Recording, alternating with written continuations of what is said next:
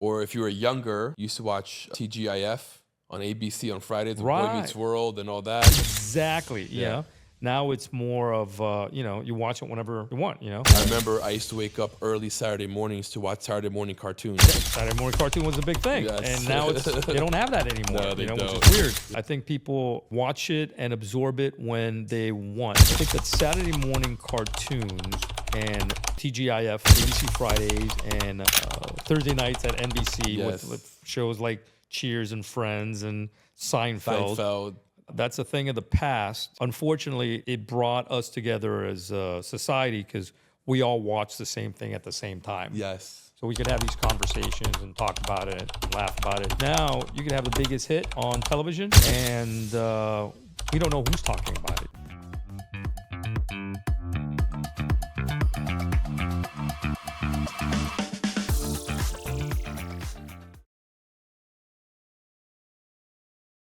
Welcome to another episode of Out of the System, the show where we interview those who broke the rules and won. I'm your host, Leo Climaco.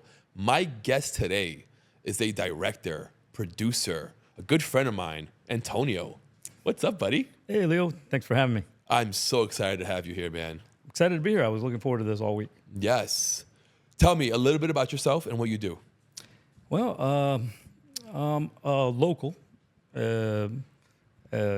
South Florida native. Basically, I wasn't born here, but I got Pretty imported much. when I was a year old. So I've been here all my life. I'm a native without being Indian.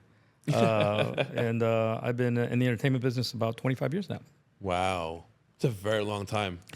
Yeah. I found my niche. I was out of college. I went into the exotic car business because I thought that's what I wanted to do with my life. Spent 5-6 years in it and realized that wasn't for me.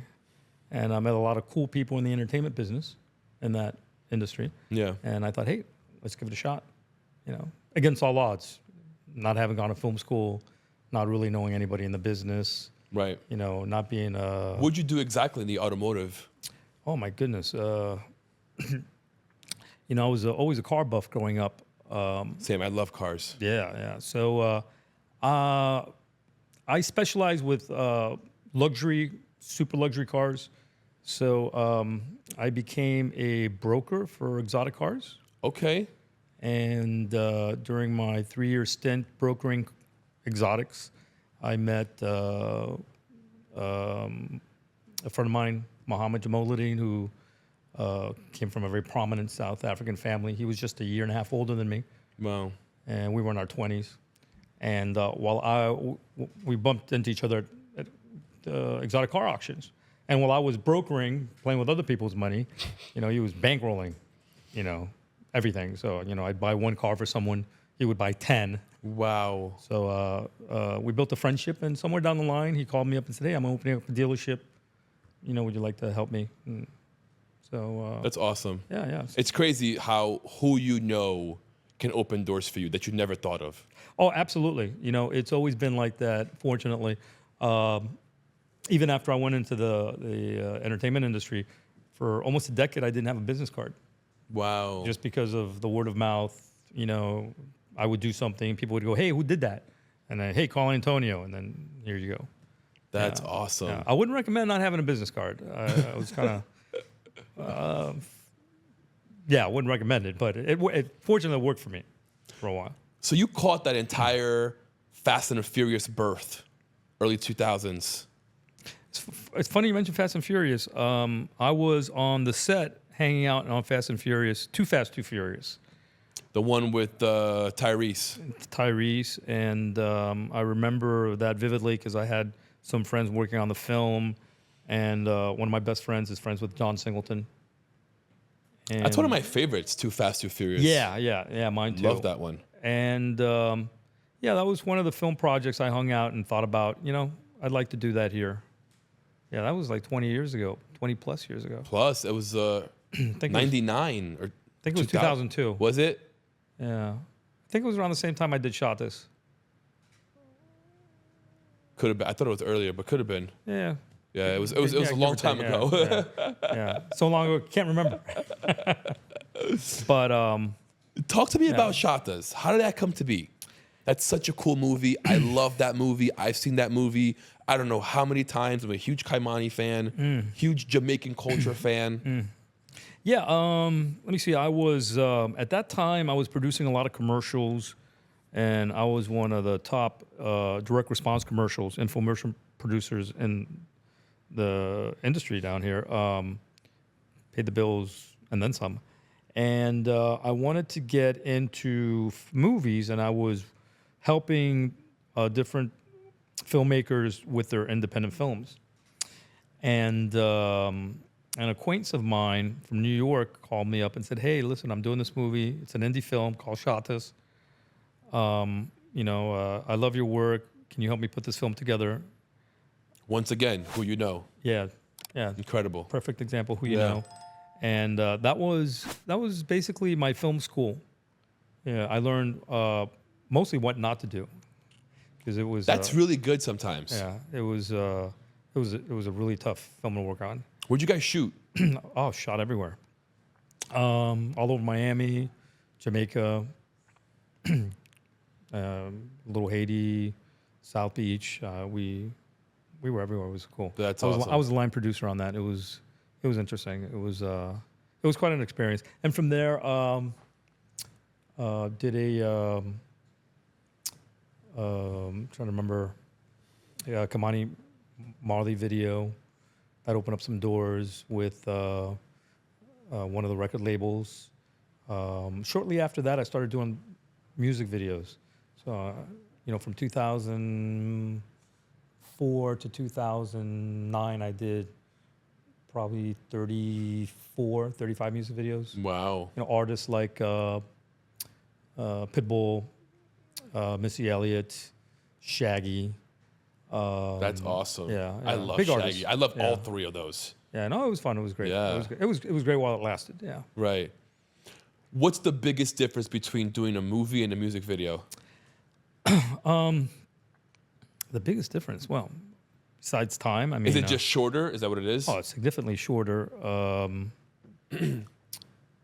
I think It's like a shorter movie? yeah, everything's more condensed. Yeah. From the craziness to the politics. I like the music videos because it's short and allows you to be creative for the most part. Right.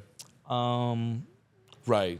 Probably have way more freedom in a music video than the movie.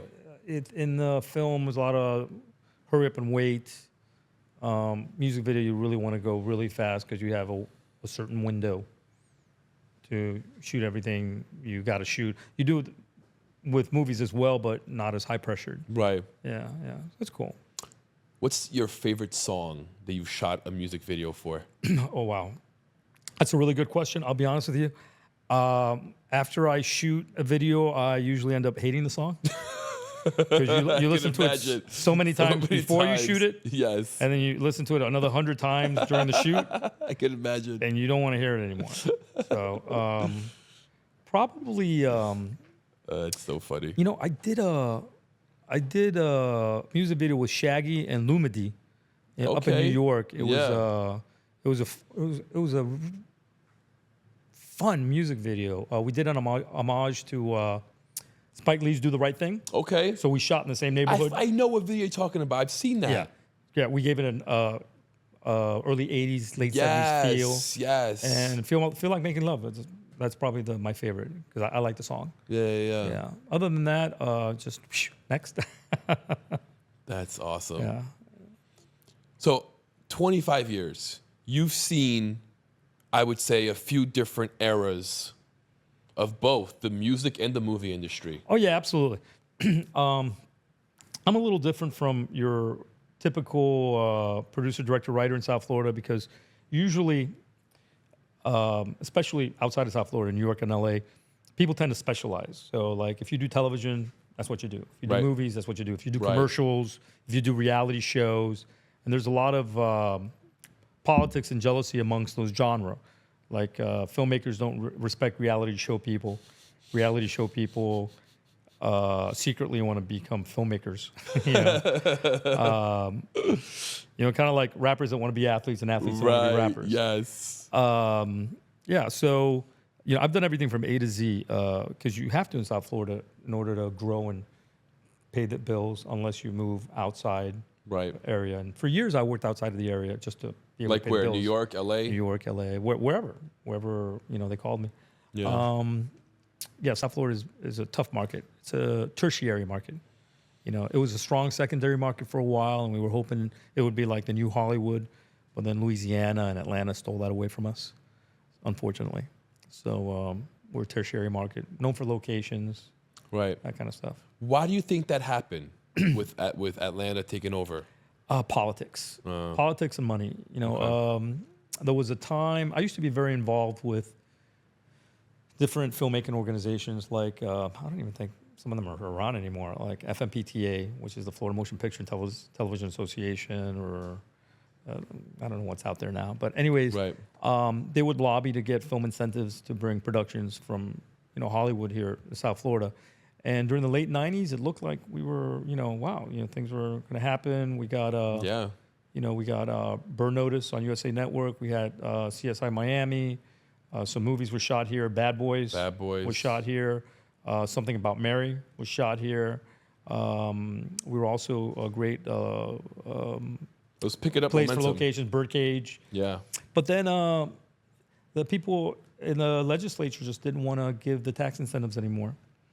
And when those tax incentives went away, so did the productions, really, unfortunately. So a lot of the people that were part of the infrastructure here, the movers, the shakers, they moved, and it became more of a location place or commercial. I mean, I remember quite a few years where I was struggling, and I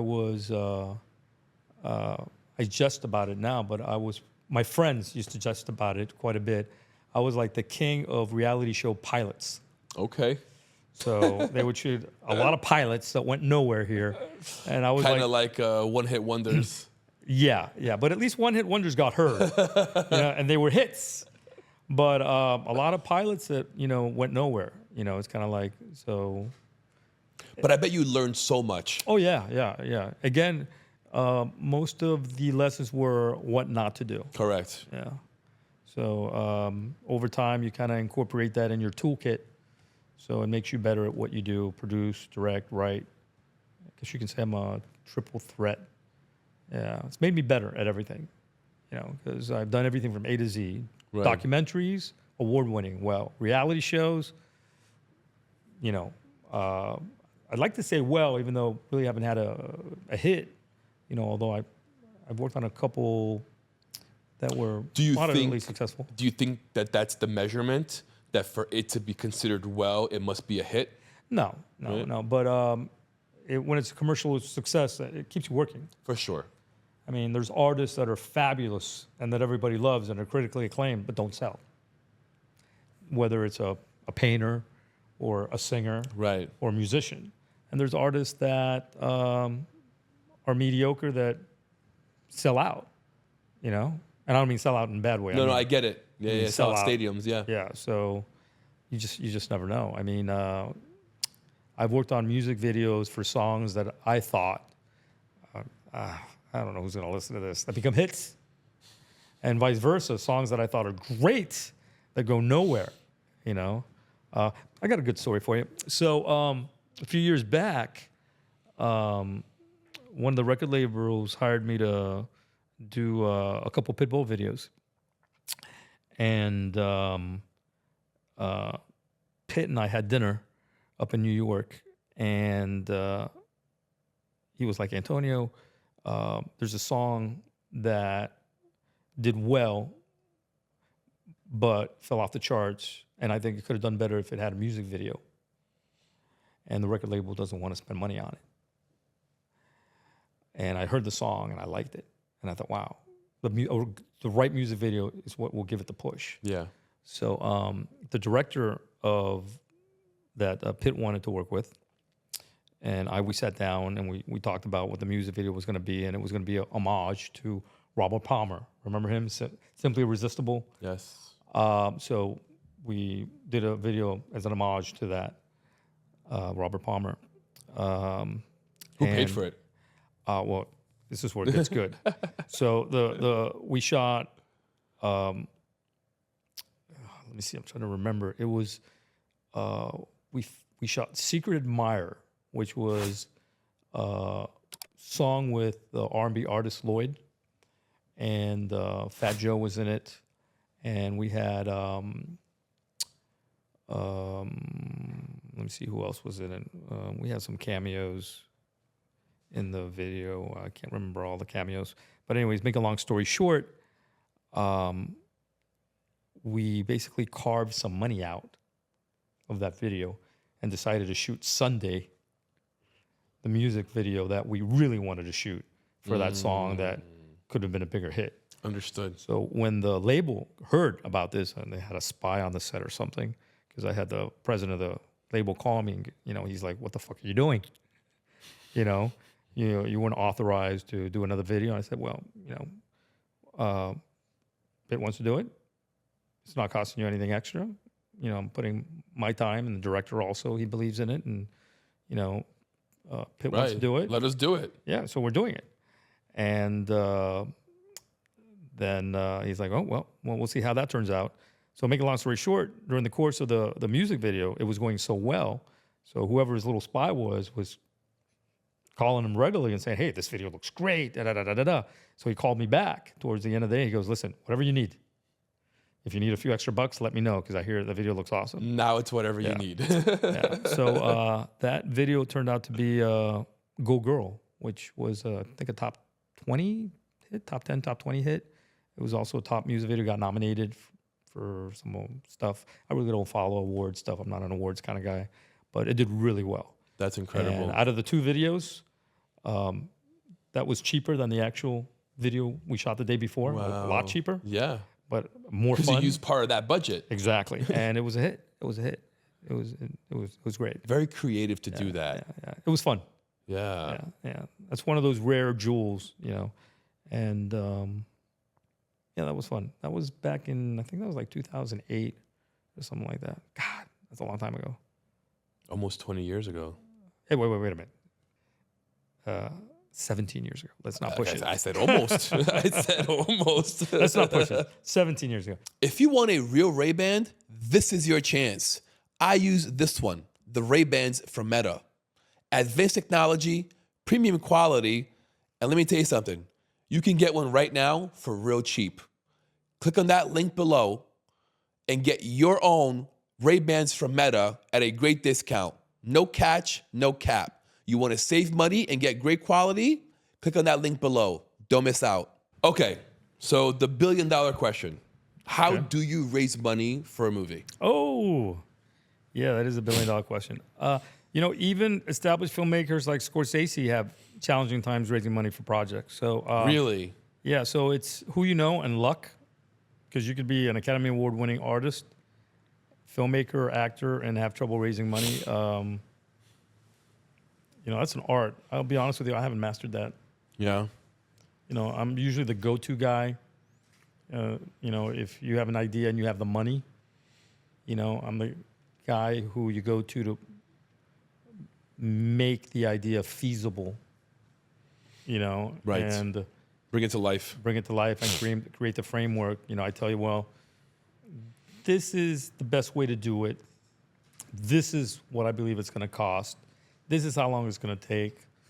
This is how I think that you should position it in the marketplace. Right. And these are the people you should talk to distribute. I'm that guy. I like to add the ability to raise money to my toolkit, but not there yet.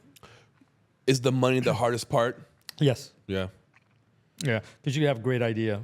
You can have a lot of great ideas. You don't have the money to, make it happen. Look at Shark Tank.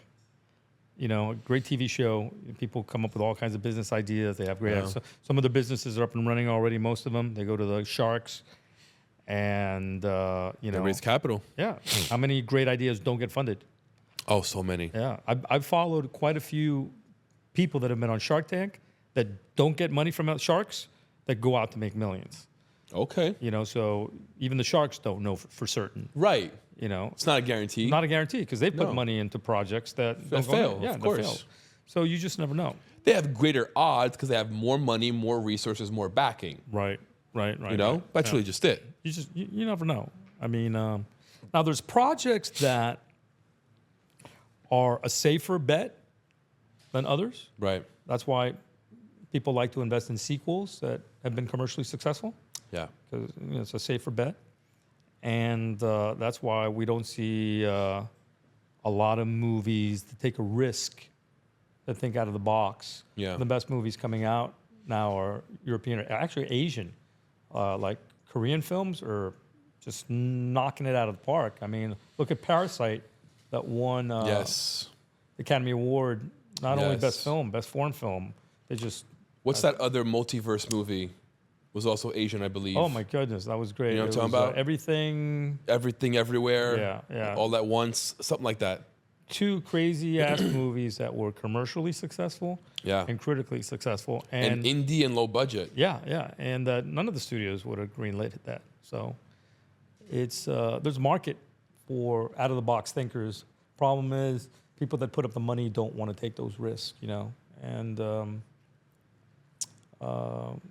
wish we had more access. Some art. Wish there was a platform for certain artists that had out of the box projects that were vetted and had potential. Let me take that from. Let me redo that again. Ask that question one more time, please.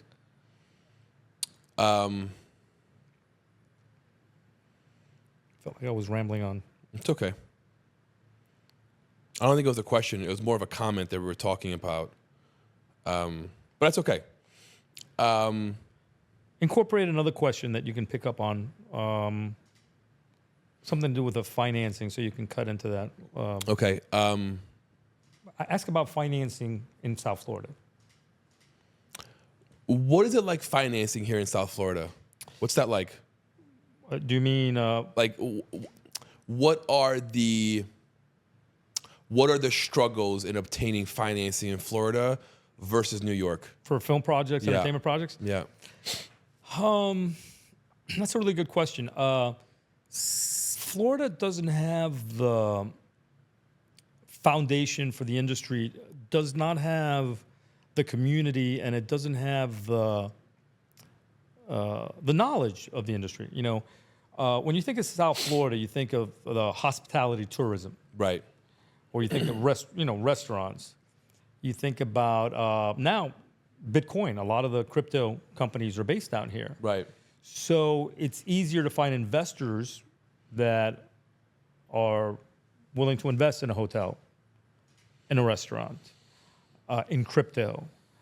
In California and New York and Georgia, it's easier to find investors to invest in entertainment projects. In New York, it's easier to find investors to invest in Broadway. Right. In Atlanta, in the music business, in LA, TV, film, because they're familiar with the industry. Here the investors really not very educated, so they think of it as more speculative than it might be. Right. It is a high risk investment, but Yeah. they're not willing to take that risk because they know nothing about it, or they don't know anyone who's done it. So it's more challenging.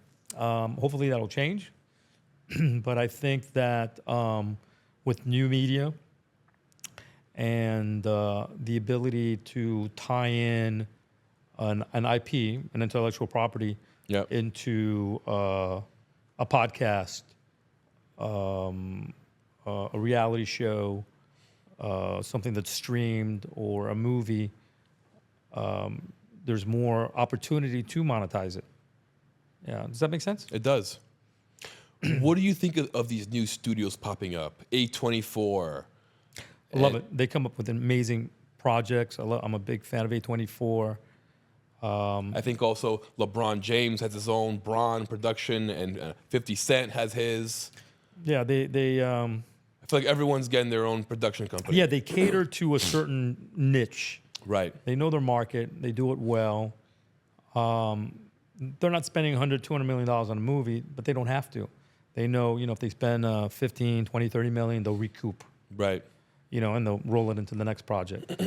That's what I'd love to develop in South Florida, is an ecosystem where we can create home-based projects, where we can create this generation's Bad Boys, or Something About Mary, or Birdcage, or, wonderful, entertaining, dynamic projects in different genres that are home-based, that are homegrown. I think there's an opportunity for that now. Although I don't see the investors lining up yet for something like that. I don't think they see it. Do you think someone has to prove the concept first? Oh, absolutely. Yeah. Once someone Has to take that risk. Yeah, and once be the someone first does one. it, the gates open. Yeah. I love using Star Wars as a case study. Of course. Star Wars was a film nobody wanted to make. And if you look at cinematic history, the movie industry is classified into before Star Wars, after Star Wars. Is it really? Absolutely. Wow. Because it was there was no blockbuster of the kind till Star Wars. It broke all the molds. It was the quintessential hero's journey template. It also created a business model that didn't exist before. George Lucas ran off with all the merchandising rights. There were no merchandising rights before Star Wars. He made billions off of just the merchandising rights. The action figures, the posters, Yes. the lunch boxes. I had all of that stuff growing Same. up. Yeah. And the sequel rights. And that just led to years of everybody making sci-fi movies. After that, Star Trek the movie came out. Of course. Battlestar Galactica and so forth. None of them quite topped Star Wars, No. but it just changed, Hollywood forever. And Did Marvel and Disney do the same thing with Iron Man? well, yeah, in that genre, Marvel changed the movie industry with the most successful movie franchise in history. And before that, in a different genre, you have Blair Witch that changed the low budget, out of the box thinking. That movie was crazy. There hasn't been another Blair Witch. No. And then you had before that you had Robert Rodriguez with El Mariachi, that revolutionized indie filmmaking. Him and Quentin Tarantino, that class in the mid '90s with Kevin Smith. I love Quentin Tarantino. Oh, he's amazing. One of my role models. Those guys just revolutionized indie filmmaking. But that, that was 30 years ago. Yeah. There really hasn't been. They don't make movies like that anymore. No. Reservoir Dog. No, they're harder to make. Yeah. They really are. Yeah. I don't think I want to say attention span, but I don't think so, because people do sit and watch 2-3 hour podcasts and 2-3 hour movies. I just don't know what it is. If it's a good story, Yeah. people will watch it. It's just a good story. What I found is that just like in music videos, there's trends Right. in movies, whether it's the way a movie is shot, edited, the tone of it, the way it uses music, and trends have become shorter and shorter. And storytellers like Nolan, storytellers like him aren't abundant. No. They're very far. Very Few. far. There's more of the gimmicky artists. Yeah. They're trying to find gimmicks. Yeah. Trying to draw an audience by gimmick rather than focusing on story. And it's a shame because there's so many good stories out there.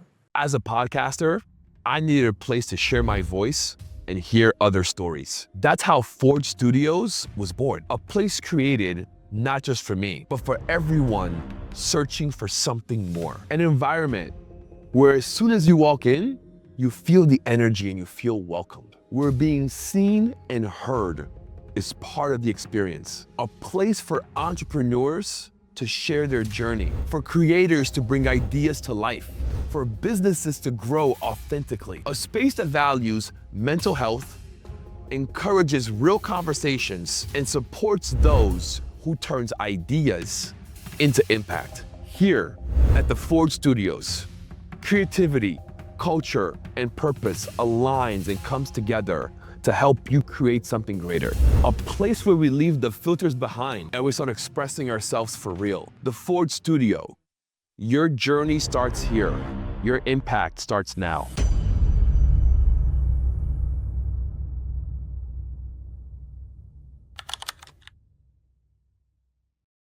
This past weekend, I was at the podcast summit in Atlanta, Georgia. Very good event, but I heard something that really made me say, huh, and I wanted to get your opinion on it. This guy said, right, he's on stage talking, and his point was that podcast is still early. And he's trying to say that today, when you make a song, everyone gets paid. The producer, When you make a song, everyone gets paid. the artist, Yeah, right? right. When you make a podcast, no one gets paid. When you upload to Spotify a song, they pay you, I think it's Pennies, not even Right. fractions of pennies. but I think it's $5,000 for 1 million views, something like that, right? And a podcast has hours sometimes, and we get nothing for that time. So his point was that one day that's going to change. That one day a podcast production is going to be uploaded and everyone's going to get their cut. What do you think about that idea? I could debate either side. Name the top 5 podcasts, including Rogan. I'd Right? say Joe. I'd say the Nelk Boys. Probably Lex Friedman. What's his name? Theo Vaughn. What's that girl's podcast? I forgot her name. The blonde. The blonde. Yeah, her. Yeah. There's a couple. Well, Huberman. they're making millions. Yeah. How do they monetize their podcast? Advertising. Advertising. Yeah. Everybody wants a podcast. They got to find an audience, and they got to build an audience to justify the sponsors paying X amount of dollars. Yeah. The problem I see with podcasts is that, they're using this metrics of CPMs, for views and Right. dollars that makes no sense whatsoever.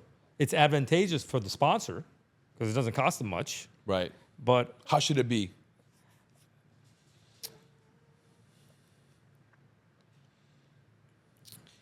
depends who your target market is. For example,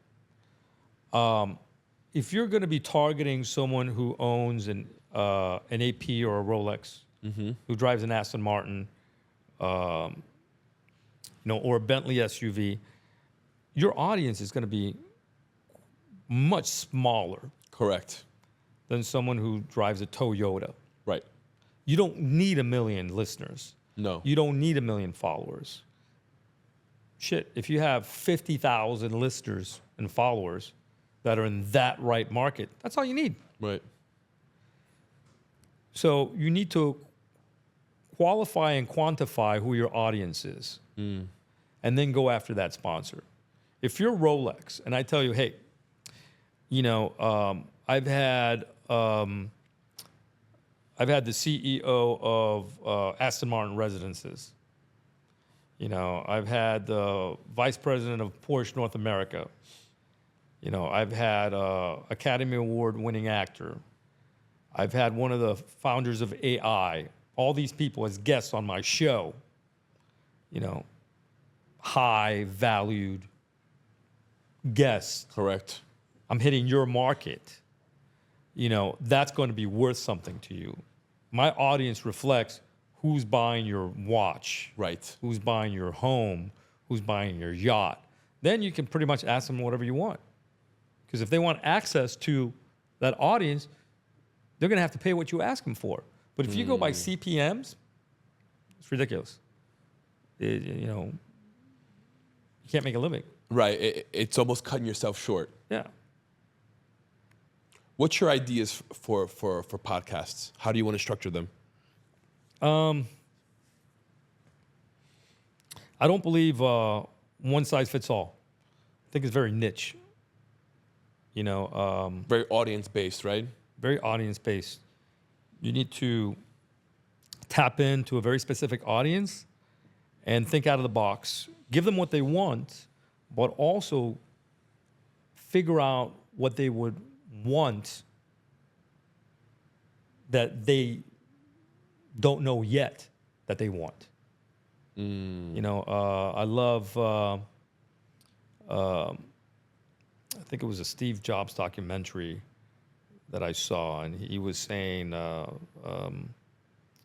they were arguing with him about the first Mac, and he was saying, well, you know, the consumer doesn't know what they want until you give it to them. You know? So true. And I'm a firm believer of that. He did that Yeah, with the iPhone. yeah. Nobody knew they needed that until we did. You know, we didn't know this sounds really silly and funny, but someone made this comment to me years ago, and they were like, he said he knew there was going to be an M&M before there was an M&M. Really? Yeah. And I said, why is that? And he goes, because Eminem was the rapper's Elvis. The only thing that Elvis did differently than anybody else at the time, he was talented, but he was white male. Everybody else that did what he did was, you know, African American. So he took that culture, that music, and brought it mainstream. Yes. You know, Eminem didn't invent rap, No, but he changed it forever. but he changed it. Not only was he talented, but he showed that, hey, you know, a white guy from Detroit. He's my number one or two all time. I'm a huge fan of Eminem. Huge. Yeah, yeah. I'm huge. Great artist. Huge Eminem fan. I'm not a big rap fan. Okay. You know, Yeah. there's certain rap artists that I love and certain songs that I really like, but he's definitely in my top 3. Yeah, for sure. He's very talented. Yeah. Very. If you want a real Ray-Ban, this is your chance. I use this one, the Ray-Bans from Meta. Advanced technology, premium quality, and let me tell you something. You can get one right now for real cheap. Click on that link below and get your own Ray-Bans from Meta at a great discount. No catch, no cap. You want to save money and get great quality? Click on that link below. Don't miss out. Do you think that AI, a friend of mine was telling me that he thinks that in about 5 to 6 years, we'll be able to go to Netflix and you'll see AI-made movies, human-made movies, and he says that the wild card will be that there might be an option for you to create your own movie and watch it. What are your thoughts? You know, last year I was working on a documentary. Excuse me.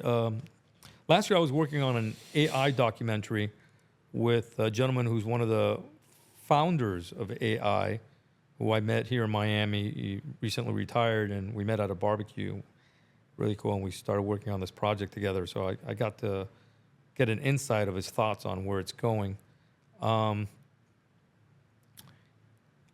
think there's people on one side of the aisle that are scared shitless, and the other side of the aisle that think the best. I think everything lies somewhere in between, but my concern is that AI is going to replace so much of what people do that there's going to be a large chunk of the population that's really not going to know what to do. Because we find self-worth and value in what we do. For sure.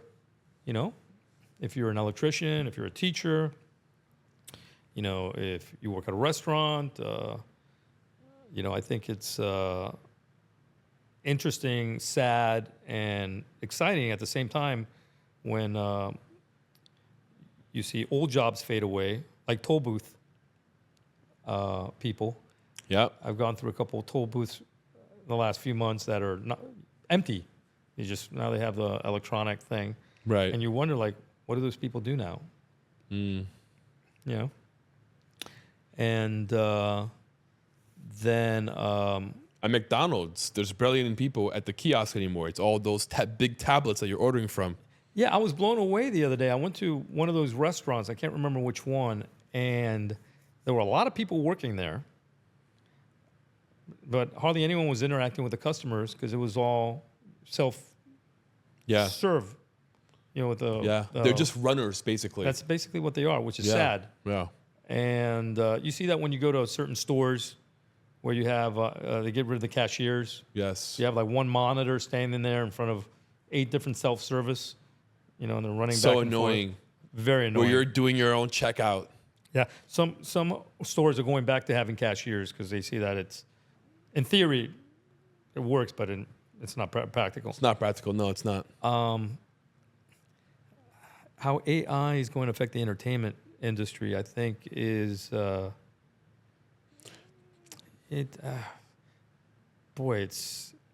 don't have a crystal ball. Yeah, tough one. Yeah, I think, you know, part of the reason the strike in Hollywood took such a long time a couple of years ago to get resolved was because of AI. That's the thing that was holding up the strike. The creative people wanted they wanted guarantees from the studio that they weren't going to use AI to write the scripts and do the and budgets, license them off. yeah, and all that stuff. So it's They were saying that they wanted the rights to take someone's likeness, right, and digitize it. And digitize it, which is scary. I think at one point in time in the future, I think it'll happen. Yeah. AI movies. Yeah, I don't think it'll happen anytime soon, but who knows? You know, it all goes back to good stories. You know, can an AI come up with a good story? I don't know, maybe. Probably. You know, I still read online. If it took everything that it knows that we've created, it probably can. Yeah, but then it also needs to create the actors. Yeah. You know, I think it's one of those things where, you know, you can go onto an AI site and produce an original song. Yeah. But I was listening to some famous musicians talking about the AI and how it composes music, and they were very objective, you know, and they said something that really struck a chord because I went on the AI site and I listened to some of the original songs, and the songs had no soul. So it's something you can't Well said. quantify. I know what you mean. You can't, you know, just like when you look at a piece of art, Right. you know, you either like it or you don't, but it talks to you. But, you know, you can tell if it's something's mass produced or if it's handmade. Right. You know, what makes art beautiful is that it's not perfect. It's unique. It's unique. You know, when you paint something by hand, when you do a sculpture by hand, Right. there's no other thing like it. The imperfections. The imperfection. You know, it's not like it's mass produced. You know, so I think that we're going to see more value in one-offs in artistry like that. But I think we're going to get to a point where there's going to be chaos in the industry. Yeah. You know, I hope during that time I've done my projects where I can step away till everything settles. You know? Right. But again, I don't have a crystal ball, but I don't think anybody knows. I was listening to Musk the other day, and he was talking about by 2030, he believes that most of the commercial vehicles are going to be autonomous. In 4.5 years? I doubt it. I don't see that happening. That's either. him saying it because he wants it to happen Yeah, but for his pockets. It's one of those things where it's kind of like, okay, what happens to all the truck drivers? It's gonna happen. And I think it will happen. I just don't know whether it'll happen that soon. I saw something disturb me a few months ago. They were talking about AI and they were talking about industries and a little bit of useless trivia. I love useless trivia. That sometimes is worthy of knowing. They mentioned the biggest industry in the 19th century, which I was kind of like, I wonder what that is. Do you know what it is? The biggest industry in the 19th century was at the turn of the century, at the turn of the 20th century. Do you know what it was? No. Whaling. Okay. Whaling was the world's largest industry. So out of whaling came lubricants, oils for lanterns, for machinery, for makeup, for cooking. Whaling meaning like catching whales. Catching and killing whales. Wow. That was the world's biggest industry. When they discovered petroleum, in a matter of 2 years, the whaling industry was gone. Wow. The tens of thousands of people that worked in the whaling industry were out of work, and like that. So I think that's going to happen in some industries because of AI, and I think it'll happen faster, and I think it'll happen in more industries. Oh yeah. Yeah, but it's you know, it kind of made me think like, oh wow, it can happen. It did happen. It did. It has happened many times over. Yeah. Yeah, you know, so you know, we'll see. I don't like getting in a vehicle where you don't see a driver. Me neither. It's weird. Yeah, and right now, you know, they still have they still have steering wheels, but É Musk was isso, saying, guys, é o in a few futuro. years, the vehicles won't even have steering wheels. You just get in, you know, you tell it where to go, and it goes. It scares the shit out of me. This rapper in Detroit made a song called Cybertruck. Cybertruck? Yeah. Released it, made a video about it, okay? Tesla sent him a cease and desist letter. Oh, really? Yes. Hold on, it gets better. He's driving his Cybertruck on the highway and they turned it off. That's interesting. That's scary. That's The car was literally on, he couldn't do a big red alert on his screen saying that he has violated their whatever law and the car's being shut off. Please call Tesla. Wow, that's wild. Yeah. That's wild and scary. It's dangerous. Yeah, that's very scary. You know, I've been watching videos where people are sleeping. Mm-hmm. You know, While it's driving. and while they're driving, that scares the hell out of me. Yeah. You know, I'm waiting for something horrible to happen so that there's some legislation to change that because it's just a matter of time. You have that much trust and faith in this machine? That's really scary. I was watching 60 Minutes a year or so ago, and they were talking. There was this company based out of Florida. They make the big 18-wheelers that are autonomous. Wow. And I didn't know this, but Florida is the testing ground for autonomous 18-wheelers. I didn't know that. That scared the hell out of me. Yes. So they were showing people driving by, seeing this 18-wheeler, big-ass That's truck crazy. with no driver. With no driver. That's scary. I will give Tesla this, okay? They have so many autonomous cars driving around, and they've had it for so many years. The amount of data they have is incredible. Yeah.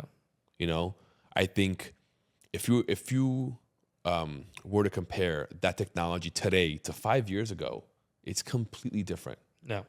So there is that. It is getting very, very, very good. But I agree with you. It's still not at a point where I can trust it driving me everywhere. Yeah. I like to drive. Me too. Yeah. So I love driving. I'll drive to the day I can't drive anymore. I agree. Yeah. And I'm going to hold on to my combustion engine until I can. Yeah. I don't mind driving electric. It scares me because they accelerate too fast. Yeah. And I don't like that control where you can just shut my car off whenever the fuck you want. That's scary. Yeah. That's scary. And they can listen to your conversation. Of course. Yeah. There's AI built into the car now. They have Grok, the AI that he's using for X. Really? Yeah. I don't have a Tesla. I don't know, but yeah, I'm old school. I like manual transmission. I was going to ask you right now, 5-speed, 6-speed? I like manual transmission. I like, Same. I don't like those big monitors on my dash. Okay. You know, if I want to look at a big monitor, I'll sit in my sofa, watch big TV. I like the driving experience. Me too. Yeah. Do you do motorcycles as well? I used to have bikes. Yeah. I had a friend pass away. He had a bad accident, and then another girlfriend of mine, she passed away also in a motorcycle accident. I was like, I'm done. I'm done. None. I tried the Can-Am Spider. Mm-hmm. You know, You like two that wheels one? in the front. I Yeah. had a lot of fun with that, but too many close calls. People down here Really? don't pay attention to the road. You know, they pay no attention. They don't see you, or they see you and they don't care. Right. Too many close calls. I'm like, not worth it. Are there gears in that one? Yeah, they have Can-Am. Well, now it's automatic. What Okay. they call them are automatic now. But they had a manual, semi-automatic, and then the automatic. I've had all. I had the semi-automatic and the automatic. Okay. No. I had the manual and the automatic. I had them both. Got it. Yeah, a lot of fun to drive. A lot of fun to drive. Yeah. If I was out in the country, Yeah. down here, I want to drive one of those. I've never driven one of they're those. fun. They're fun. I have an Indian, like a cruiser. Those are great bikes. They're a lot of fun. It's Yeah. just scary to drive down here. I was a few years ago. I was on 826 and I was driving south, and I'll never forget this. Talking on the phone, and I'm on. Let's see, 1, 2. I am on the middle lane. Okay. I'm middle lane. Yeah, middle lane, and I'm looking at my rear view mirror, and I see a motorcycle Coming. catching up. And a car did not see the motorcycle and moves towards the motorcycle, hits the motorcycle, just bumps into it. The motorcycle bounces off the wall like a ping pong, like a ping ball. Yes. Bounces off the wall. That's crazy. I'm watching this in real time. And it just bounces like a rubber ball. Yeah. And the motorcycle flips, and the guy bounces on the road like so many times. Wow. And I'm driving 60 miles an hour plus, so I'm like, I wanted to pull over, but by the time you pull over, you're a mile away. Right. That was scary. I was like, That's crazy. not riding a motorcycle in South Florida. It's crazy. It's too dangerous. It is. Yeah. I don't do highway driving, only streets. Street driving is more dangerous than the highway. I think people up don't here stop is at the better than lights. Fort Lauderdale. Yeah, I know. Yeah. I know. I've had too many close calls. I love Porsches. I've had several convertibles, Yep. and I've always gotten scared getting hit with the top down.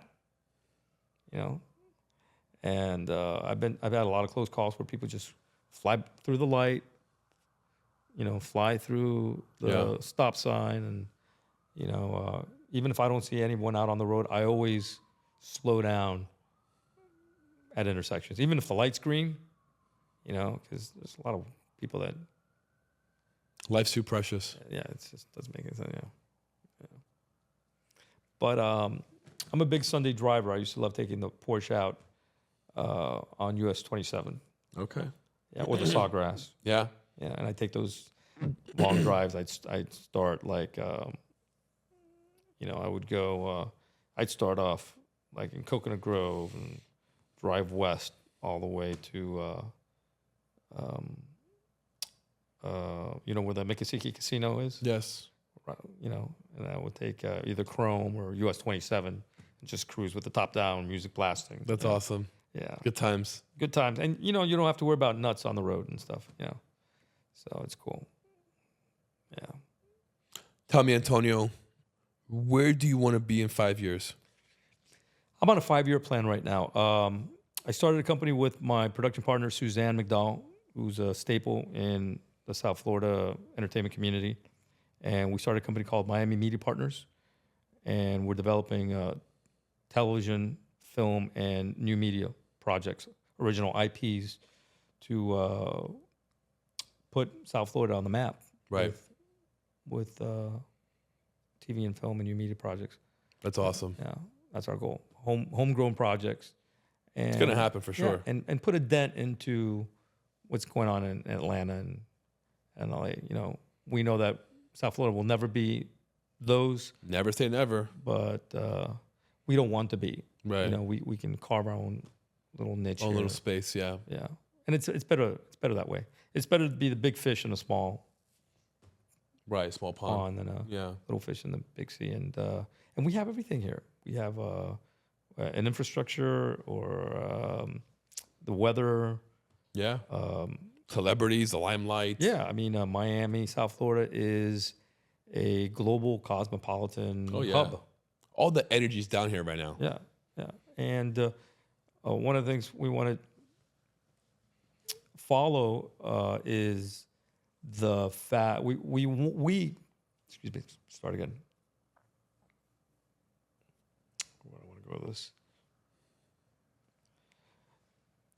Miami, South Florida is an entertainment hub. Oh, yeah. And what we want to do with Miami Media Partners is create original programming in the long form television, feature films, and new media like podcast domain that will put South Florida on the map and make it relevant rather than just be a tertiary or location market. And we have everything here. We got the weather. You know, it's a second home and first home to a lot of celebrities. Oh, yeah. A lot. Actors, entertainers, people that want to live here, you know, all year round. I think we have a lot to offer, and this market's yet fully untapped. You know, right now we're mostly known for, I don't even know what we're known for right now. We haven't had any big movie hits in years. OF Capital. Yeah, we're a capital of only fans. Yeah. We don't have any TV shows that are being shot here now. A lot of podcasts.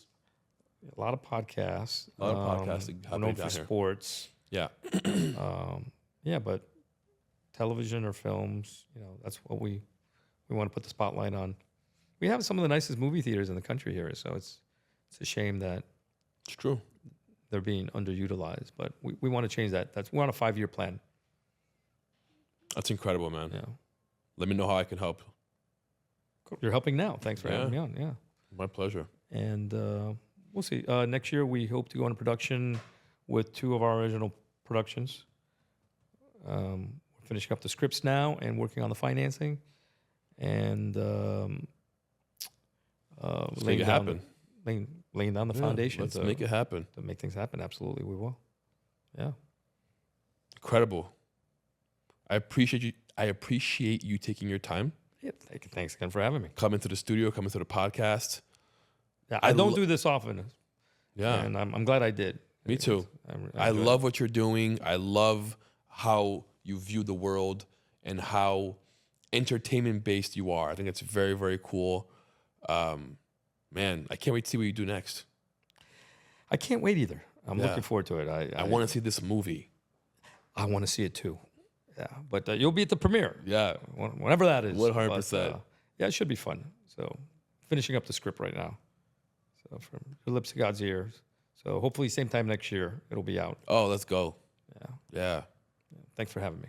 My pleasure. Look at that camera and let everyone know where they can find you. Instagram, Facebook, website, whatever you want to share. You can find me on Instagram on Antonio Piedra 1, or check out our company's website, MiamiMediaPartners.com. That's MiamiMediaPartners.com, or AntonioPiedra.com. So you can see all our television and film projects and our podcasts on there. So we're excited about Incredible. where we're going. Yeah, it's going to be great. If you are an investor looking to invest in a movie, come check out Antonio's project. He has some great ideas that can really, really scale and really be profitable. Absolutely. I will show them how to make money and have fun. Because I love this industry. The only reason I do it is because it's fun. Right. If it wasn't fun, I wouldn't do it. And it's very And few that industries matters like that. because that flows into the project. Yeah, absolutely. That energy of doing it for fun and not for money. Yeah, and you get to work with people you like. Yes. You know, it's Creative people. Yeah, and when you Artistic enjoy, people. absolutely, and when you enjoy what you do, it's really not work. Yeah. Yeah. Incredible, man. Pleasure meeting you. Thank you, Liam. Thank you. Guys, I'll put all the links down below. Make sure you like, subscribe, hit that bell notification, and we'll see you guys next time.